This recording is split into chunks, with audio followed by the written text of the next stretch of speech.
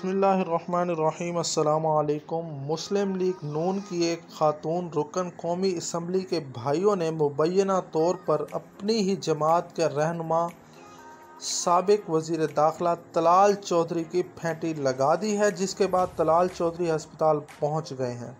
ذرائع کے مطابق خاتون ایم این اے اور طلال چودھری کے درمیان ایک طویل افیئر رہا ہے، جس کے بعد خاتون ایم این اے نے ان سے دوستی ختم کر کے ایک اور سیاسی رہنما سے تعلقات قائم کر لیے تھے۔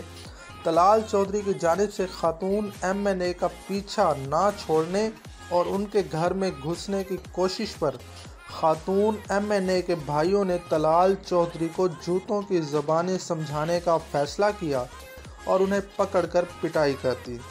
طلال چودھری اس وقت لاہور کے نیشنل ہسپتال میں داخل ہیں۔